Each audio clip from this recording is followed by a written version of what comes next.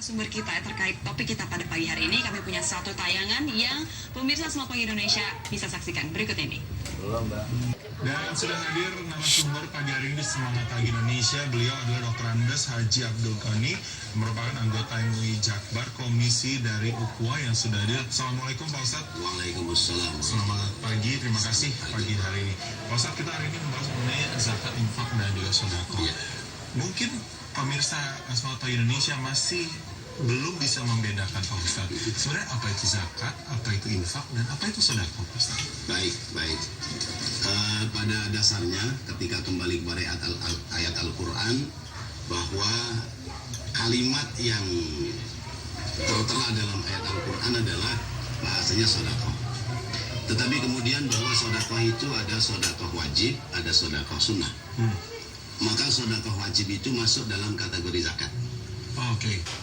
Kemudian sedekah sunnah itu ada sedekah mutlaqah, ada sedekah jariyah.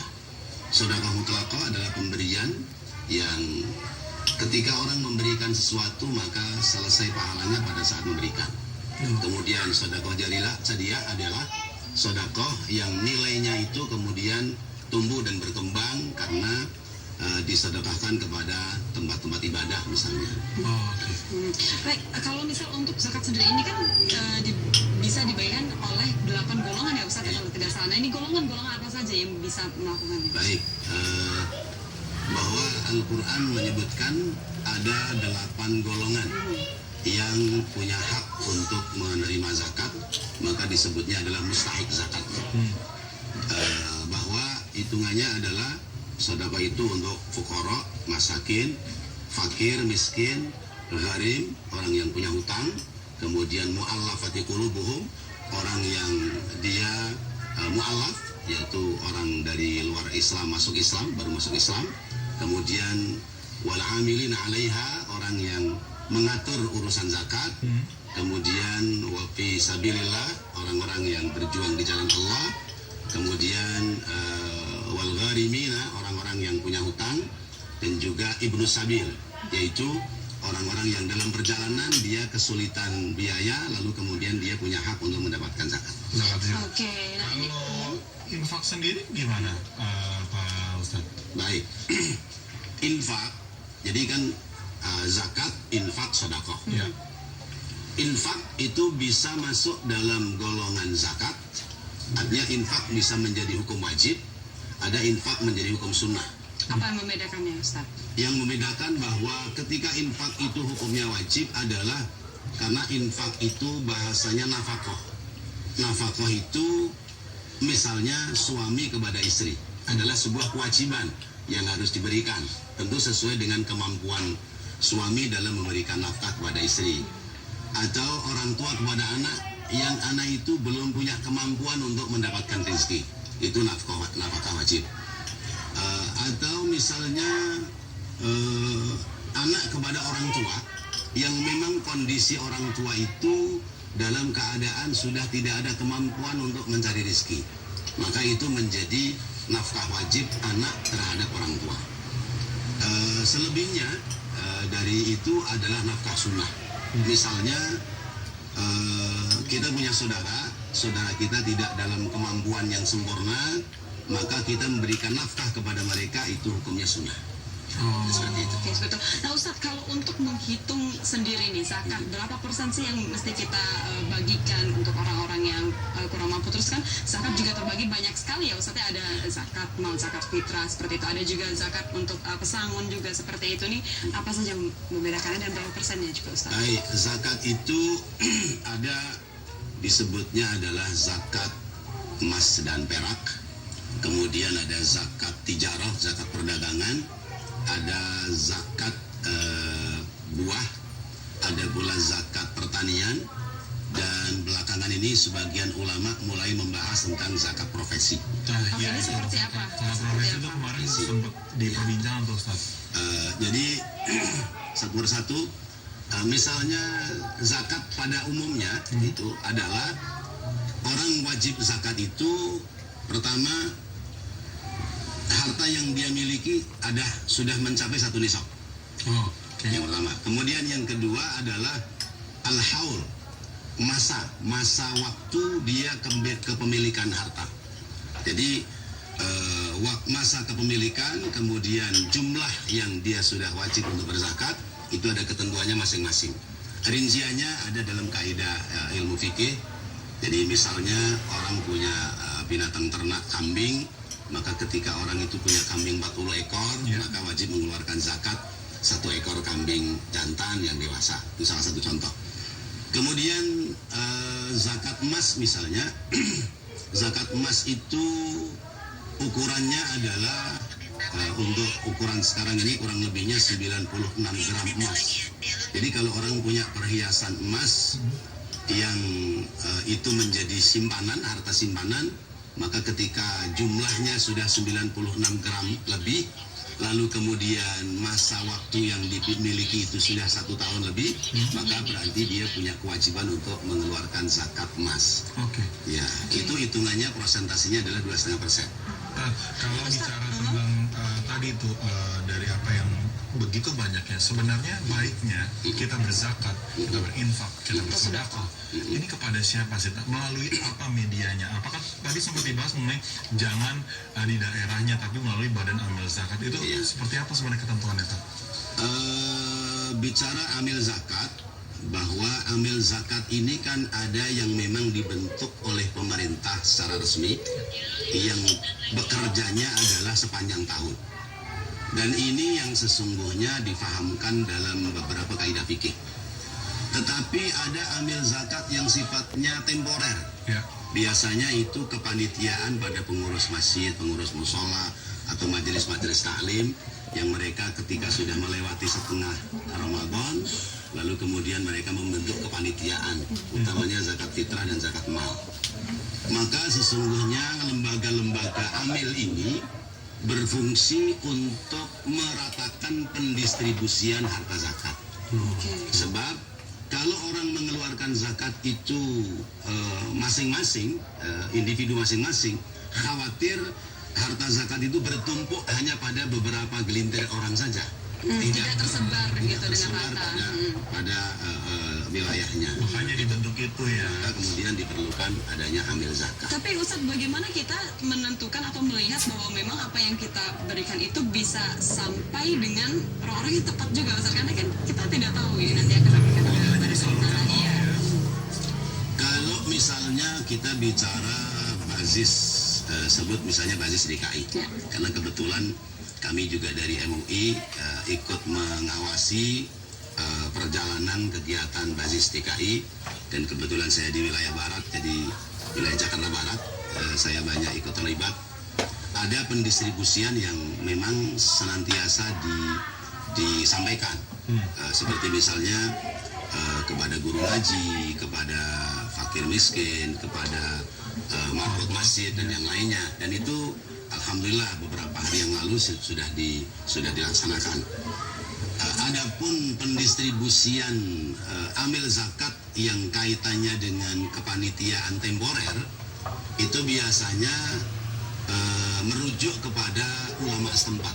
Artinya ustadz atau ulama setempat di masjid itu ya sebagai bahan rujukan mereka dalam mendistribusikan. Dan kemudian di masyarakat itu kadang-kadang yang kita lihat mereka panitia bekerja sama dengan RT RW untuk mendata warga masyarakat yang memang berhak untuk mendapatkan harta zakat. Sejauh ini apa saja sih tantangan terbesar untuk mengumpulkan zakat infak sedekah, terutama mungkin di wilayahnya Ustadz sendiri ya di Jakarta Barat, ini seperti apa? Baik. Sesungguhnya bicara zakat itu kalau kembali kepada Al-Quran adalah jemput bola. Karena ayatnya khudh min amwalihim shadaqatan tutahhiruhum wa tuzakkihim biha. Ambillah harta mereka, tutahhirutan wa tuzakkihim biha. Ambil harta mereka sebagai pembersih dan pencuci dari harta yang mereka miliki. Washolli alaihim, dan doakan kepada mereka, inna sholataka sakanun lahum, karena doamu itu menjadikan ketenangan bagi mereka yang hartanya sudah diambil zakatnya. Jadi sesungguhnya ambil zakat itu proaktif kepada masyarakat. Jadi orang orang kaya yang mana yang memang mereka berkewajiban mengeluarkan zakat, lalu kemudian kesulitan untuk menghitung harta zakatnya, maka amil ini kemudian mendatangi dan membantu menghitungkan, lalu kemudian mengambil bagian dari harta zakat untuk kemudian dibagikan. Jadi dijemput bolanya, Betul. jadi ini ya praktis ya sebenarnya, jadi nggak perlu Nggak. takut lagi. Bener, jadi nggak ribet. Ustaz, tapi saya juga masih penasaran. Ini kan tadi terkait zakat namanya profesi. Profesi, Nah, kira-kira apa bedanya? Kan ada juga zakat penghasilan gitu, Ustaz. Apa samakah atau beda antara zakat profesi dan juga zakat penghasilan ini sendiri? Baik. Penghasilan itu biasanya kaitannya dengan orang punya usaha.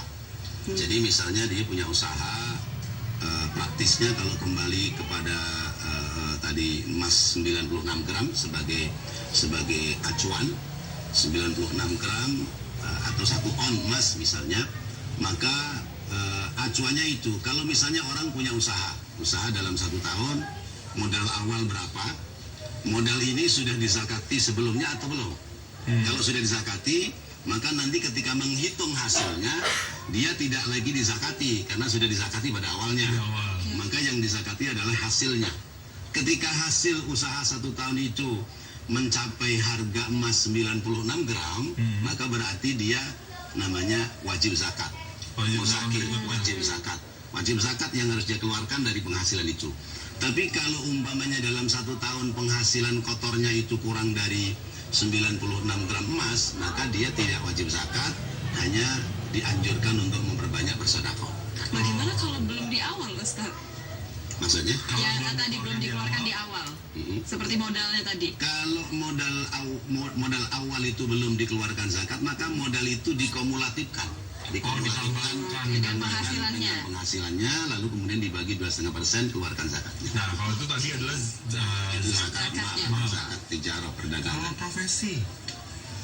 Baik, profesi ini karena merujuk kembali kepada nisab emas 96 gram, sekarang umpamanya harga emas 1 gramnya berapa? 500. Sebut aja 500.000. Dibulatkan menjadi 1 on, Ya. berarti 50 juta. Maka ketika profesi seseorang, baik itu gaji ataupun tunjangan yang lain, dalam masa 1 tahun nilai kotornya mencapai 50 juta, maka berarti dia wajib mengeluarkan zakat. Ambil 2,5%. Berarti kalau dia adalah seorang profesi dan dia adalah seorang pekerja, berarti dia punya 2 zakat yang harus dikeluarkan gitu kan? Kalau memang dia profesi dan pekerja, artinya profesi yang dia geluti itu masuk dalam kaitan bidang usaha dia atau profesi pada pekerjaan yang lain. Oh, berarti 2 pekerjaan yang berbeda ya? Kalau berbeda berarti Kalau pekerjaan yang sama, artinya sebab profesi itu dia punya keuntungan Iya. lewat bisnisnya, maka nilai bisnisnya itu Saja. totalnya. Iya. Tapi kalau dia punya Tapi 2 kalau- pekerjaan, Berarti bisa beda. 2. Misalnya saya di rumah punya warung, Ya. istri saya yang mengelola, kemudian saya profesional di bidang lain, Ya. berarti kan ada nilai yang berbeda. Betul. Maka itu kewajiban yang berbeda yang harus digerakkan, yang harus dikerjakan.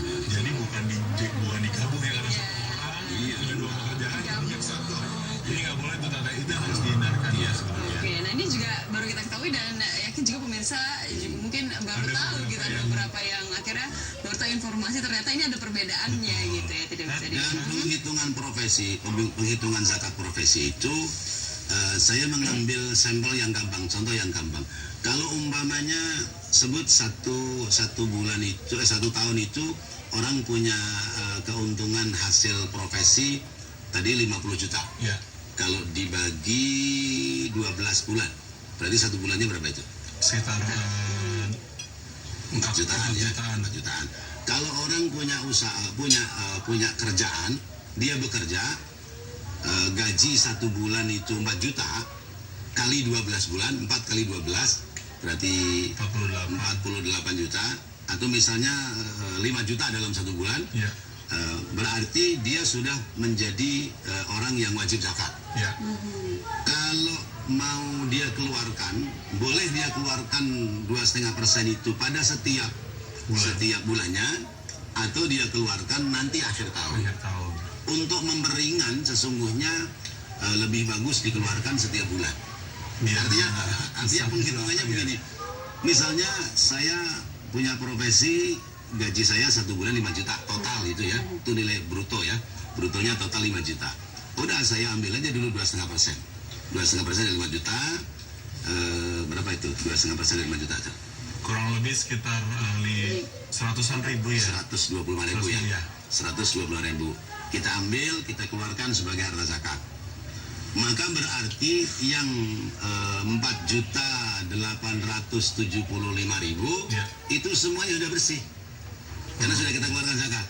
Sudah bersih. Nah, karena sudah bersih, jadi misalnya yang punya cicilan beli rumah atau cicilan bayar mobil, cicilan bayar motor dan sebagainya, itu harta sudah bersih.